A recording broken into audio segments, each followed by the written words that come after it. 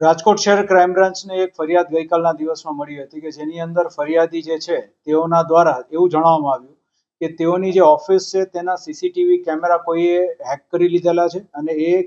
CCTV કેમેરાની અંદર અમુક એમની જે અંગત ક્ષણો જે હતી એ અંગત ક્ષણો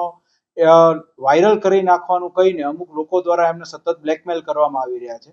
તેના આધારે આગળ તપાસ શરૂ કરવામાં આવી, જેની અંદર એક સ્લાઇડ બનાવીને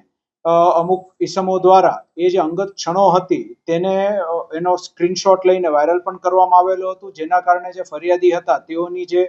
રેપ્યુટેશન હતું એને ખાસું નુકસાન ગયું હતું. અને ત્યારબાદ તેમને સતત જો આ બાબતે કોઈ પણ પોલીસ એજન્સીને કે અન્ય કોઈને જાણ કરવામાં આવશે તો તેઓને જાનથી મારી નાખવાની ધમકી આપી અને પૈસાની ખંડણી પણ એ લોકો દ્વારા ઉઘરાવવાનો એ લોકો ફરિયાદી દ્વારા ફરિયાદ કરવામાં આવી. આ જે ફરિયાદ તેઓના દ્વારા જે કરવામાં આવી તેના આધારે પછી જે ક્રાઇમ બ્રાન્ચના ઓફિસર્સ છે તેઓ દ્વારા વ્યવસ્થિત એનું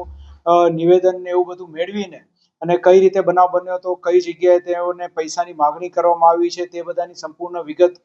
મેળવી અને ત્યારબાદ પ્રોપર ટ્રેપ ગોઠવવામાં આવી હતી. અને ટ્રેપની અંદર જે વ્યક્તિઓ જે પકડાણા તેઓ દ્વારા એ જણાવવામાં આવ્યું હતું કે એક પર્ટિક્યુલર વ્યક્તિ છે જે આશીષ ડાભી નામનો, તેના કહેવાથી અને તેની સાથે મળીને તે લોકોએ આખો પ્લાન બનાવી એક પર્ટિક્યુલર મિશન એવું એક એ લોકોએ નામ પણ આપ્યું હતું પોતાના આખી આ જે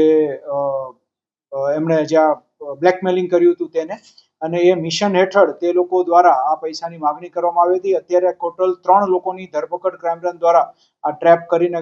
કરવામાં આવી છે, જેની અંદર ધર્મેશ નામનો એક વ્યક્તિ છે, એઝાઝ નામનો એક વ્યક્તિ છે અને આશીષ ડાભી નામનો એક વ્યક્તિ છે. અને જે